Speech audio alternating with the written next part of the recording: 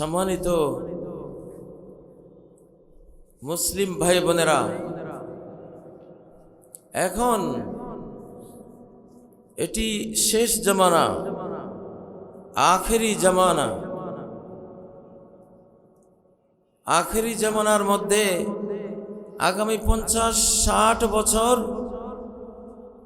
বা কিছু কম বেশ এই সময়টা শুধুই মুসলিম উম্মার সময়, মুসলিমদের বিজয় গাথার সময়, মুসলিমদের বিশ্ব বিজয়ের সময় ইনশাআল্লাহ।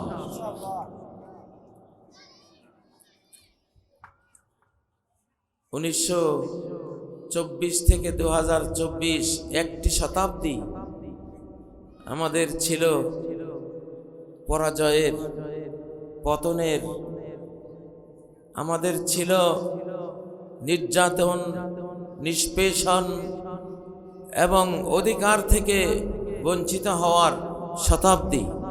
আলহামদুলিল্লাহ, আল্লাহ তাবারাকা ওয়া তাআলা 2024-এর 5ই আগস্ট যেই পরিবর্তনটা করিয়ে দিয়েছেন, সেটা শুধু একটি সরকারের পরিবর্তন ছিল না, এটি একটি শতাব্দীর পরিবর্তন ছিল। এটি গোটা বিশ্বের একটি পরিবর্তনের সূচনা ছিল ইনশাআল্লাহ।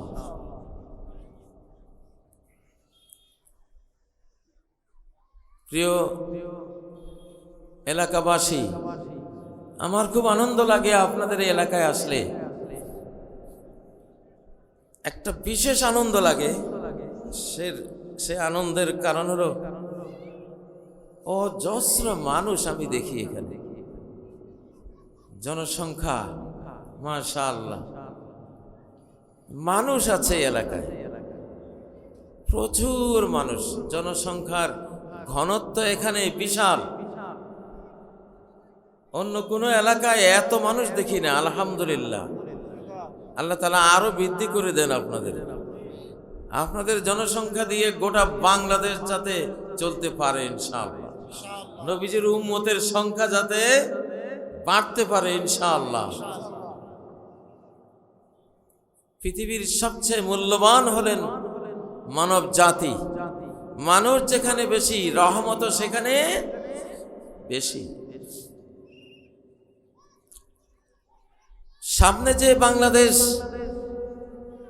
আপনারা দেখবেন, সেই বাংলাদেশ ইনশাআল্লাহ বিশ্বের বুকে সেরা, শ্রেষ্ঠ একটি বাংলাদেশ দেখতে পাবেন ইনশাআল্লাহ।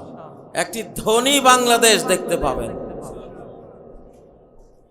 আমরা আশা করব, অতীতে যেমন ইউরোপ, আমেরিকা, অস্ট্রেলিয়া এইসব অঞ্চল থেকে বাংলাদেশে এসে চাকরি করত, সেই বাংলাদেশ আল্লাহ আবার ফেরত দেবেন ইনশাআল্লাহ। প্রিয় ভাইয়েরা, আপনাদের এই এলাকা চিকেন নেকের এলাকা। আপনাদের এই এলাকা নিয়ে অনেক হুমকি দামকি আমরা শুনি পার্শ্ববর্তী দেশের। সেজন্য এবার আমাদেরকে হয়তো বা আরেকবার স্বাধীনতার লড়াই লড়তে হবে ইনশাআল্লাহ। রেডি আছেন? রেডি আছেন? এই দেব না, জুমার দিন ঘোষণা দিলেন, ভয়ে কেউ কিছু বলল না। দ্বিতীয় জুমায় আবার একই কথা, এই সম্পদ আমার, এই ধনরত্ন আমার, যাকে চাই দেব, যাকে চাই দেব না, আবার ঘোষণা দিলেন, কেউ কিছু বলল না। তৃতীয় জুমায় আবার বললেন। এইবার এক পাবলিক গণমানুষের একজন দাঁড়িয়ে বললেন, অসম্ভব মুয়াবিয়া, কি বলছেন আপনি জুমাতে দাঁড়িয়ে যে সব সম্পদ আপনার, সব সম্পদ আমাদের, আমরা যাকে চাই দেব, যাকে চাই দেব না। জুমা শেষ, মুয়াবিয়া রাদিয়াল্লাহু আনহুর পক্ষ থেকে সৈন্য আসলো, ওই লোকেরে ডেকে নিয়ে গেল। সবাই ভয় পেল, মনে হয় তার আজকে ফাঁসি হয়ে যাবে বা একটা কিছু। হযরতে মুআবিয়া রাদিয়াল্লাহু তাআলা আনহু তাকে পাশে বসিয়ে সবাইকে সম্বোধন করে বললেন যে ভাই, এই লোকটা আমাকে বাঁচিয়ে দিয়েছে, আল্লাহ তাকে বাঁচিয়ে রাখুন। আহিয়ানি আহিয়াকাল্লাহ আহিয়াহুল্লাহ, সে আমারে আজকে জীবন বাঁচিয়ে দিয়েছে, আল্লাহ তার জীবন বাঁচাক। সবাই ভাবলো কি, আর হযরতে মুআবিয়া বললেনটা কি? উনি বলেছেন যে আমি আল্লাহ রাসূলকে এই হাদিসটি বলতে শুনেছি যে সাতাকুনু উমারা ইয়াকুলুন ফালা ইউরাদ্দু আলাইহিম, এমন বিশ্ব নেতারা, রাষ্ট্রপতিরা আসবে, তারা কথা বললে তাদের ভয়ে কেউ প্রতিবাদ করবে না, এরা জাহান্নামী। কীট পতঙ্গ যেমন আগুনে পড়ে, এরা সেরকম জাহান্নামের আগুনে পড়বে এসব রাষ্ট্রপতিরা। তা আমি প্রথম জুমায় যখন বললাম আমার মাল, আমার ধনরত্ন, কেউ কিছু বলল না, তখন আমি ভয় পেলাম, লাগে আমি সেই জাহান্নামী রাষ্ট্রপতি। এই জন্য আসলে কি আমি জাহান্নামী যাচাই করার জন্য দ্বিতীয় জুমায় আবার বললাম, কেউ কিছু বলল না। আমি আরো ভয় পেলাম যে লাগে নিশ্চিত আমি জাহান্নামী রাষ্ট্রপতি। এই জন্য মনের অশান্তিতে তৃতীয় জুমায় আবার বললাম। যখন এই ভাইটা প্রতিবাদ করলো, আমি বেঁচে গেলাম। আমি আজকে এসে বুঝলাম যে না, আমি জাহান্নামী না। আলহামদুলিল্লাহ, আমার রাষ্ট্রের নাগরিক, আমার সামনে কথা বলার অধিকার তাদের আছে। লিল্লাহে তাকবীর, লিল্লাহে তাকবীর। আর গত সরকার হাসিনা, আমি খালি বলেছিলাম বাংলার আকাশে আমি একজন ইউসুফের গ্রাম পাচ্ছি, মানে একটা ভালো নেতা আসবে, ভালো নেতা আসবে, দেশ একটু পরিবর্তন হবে, এই একটা কথা বললাম। আর বললাম যে যারা অমন কুতিলা মাজলুমান ফাকাদ জাআলনা লিওয়ালিহি সুলতানা, যে মুসলিম হয়ে নিহত হবে তার ওয়ারিসদেরকে আমি ক্ষমতা দেব। কি দেব? ক্ষমতা দেব। সূরা বনী ইসরাঈলের 33 নম্বর আয়াত। আমি এই আয়াতটা ধরে একদিন ওয়াজ করেছিলাম যে জামাতে ইসলামী, ছাত্র শিবির এরা ক্ষমতায় আসতে পারে যখন রাষ্ট্র পরিচালনারও ক্ষমতা পায়।